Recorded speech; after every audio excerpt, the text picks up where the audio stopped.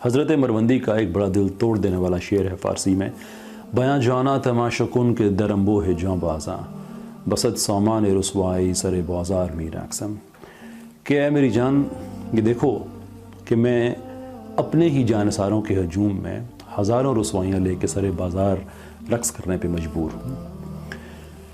مجھے اس شعر پہ میرا دل اس لیے چرتا ہے کہ مجھے ڈر ہے کہ کبھی ہمارا دین ہم مسلمانوں کو مخاطب کر کے یہی بات نہ کہہ دے کہ میں اپنے ہی چاہنے والوں میں اس قدر بے توقیر ہو گیا ہوں کہ نہ صرف یہ کہ میں ان کی موجودگی میں رقص کر رہا ہوں، ایسا نہیں ہے کہ وہ روک نہیں رہے ہیں بلکہ وہ تماشا بھی دیکھ رہے ہیں ساتھ۔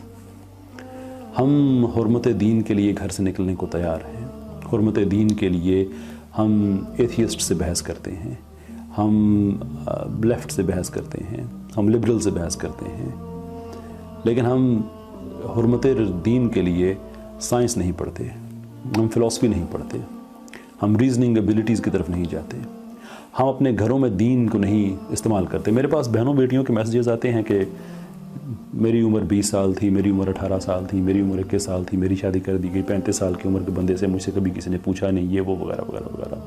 And it just makes me wonder کہ آپ نے اپنی بیٹی کی شادی ایک غیر اسلامی طریقے سے کر دی کہ اسلام تو ایسی شادیوں کو ریکوگنائز نہیں کرتا، تو آپ بھی حرمت دین کے کسی جلسے میں جلوس میں آپ گئے ہوں گے یقیناً، حالانکہ آپ کا اتنا کام تھا کہ اپنے گھر میں آپ دین کو امپلیمنٹ کریں، غلط کام نہ کریں۔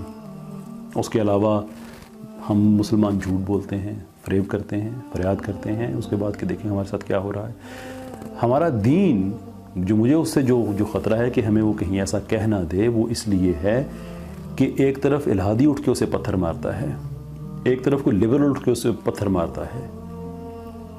یہ ہیومنزم پہ یقین رکھنے والے جو سب اچھی اچھی باتیں کرتے ہیں، لیکن جب اسلام کا اور رسالت میں آپ صلی اللہ علیہ وسلم کا ذکر آتا ہے تو ان کی زبانوں کے تالے کھلے ہوئے ہوتے ہیں، جو مرضی ہوتا ہے وہ اس وقت وہ کہہ دیا کرتے ہیں، اور ہمیں پھر غصہ آتا ہے۔ لیکن جب دین کا تماشا بن رہا ہوتا ہے تو ہم تماشا دیکھ رہے ہوتے ہیں، علم حاصل نہ کر کے تماشا دیکھ رہے ہوتے ہیں۔ اور میرے سننے والے ہر عمر کے لوگ ہیں، I'm very sure بہت سے لوگ کہیں گے کہ بیٹا آپ عمر کے اس حصے میں چلے گئے جہاں نہیں پڑھ سکتے۔ پڑھا تو سکتے ہیں نا کسی کو، یہ تو کر سکتے ہیں، یہی کر دیجئے، یہ بہت بڑی خدمت ہوگی۔ یہ کب تک چلے گا ایسا کہ ہم صرف یہ توقع رکھیں کہ کوئی ہم پہ اعتراض نہ کرے جبکہ ہمارے پاس کچھ بھی کہنے کو نہ ہو، کچھ بھی کہنے کو نہ ہو؟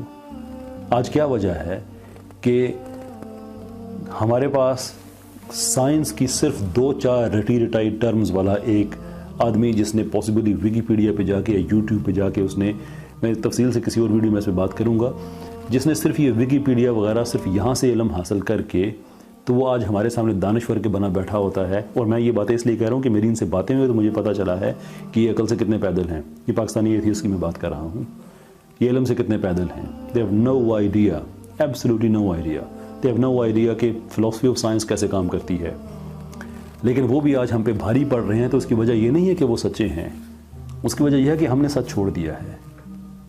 کب تک چلے گا ایسا؟ کب تک ہم فیس بک پہ آ کے لوگوں کو کہتے رہیں گے کہ خبردار میرے دین کے خلاف بات کی؟ تو وہ وقت بھی آنا چاہیے نا کہ ہم کسی کو کہیں کہ میرے دین کے خلاف بات کی ہے، بسم اللہ آؤ بیٹھ کے بات کرتے ہیں، عزت اور احترام سے کرتے ہیں، کیونکہ مجھے پتا ہے میرا دین سچا ہے اور میں نے اپنے دین پہ تحقیق کی ہوئی ہے۔ میں سائنس سے نہیں گھبراتا۔ میرے ساتھ تم نے کوزمولوجی کی بات کرنی ہے، آؤ کرتے ہیں۔ میرے سامنے تم نے فلسفی کی بات کرنی ہے، آؤ کرتے ہیں۔ میں تم سے نائلزم کے بارے میں ایسے ایسے سوال کرنا چاہوں گا کہ تم بحث چھوڑ کے چلے جاؤ گے۔ میں تم سے مٹیریلزم پہ ایسے بات کروں گا کہ میں صرف 2 منٹ میں بحث ختم کر دوں گا، تم اٹھ کے چلے جاؤ گے۔ جب یہ نہیں ہوگا تو پھر یقین کریں کہ ایک دن آئے گا جب دین ہماری آنکھوں میں آنکھیں ڈال کے کہے گا، بیاں جانا تماشا کن کے درم بو ہے جاں بازاں، بسد سامان رسوائی سر بازار می رقصاں۔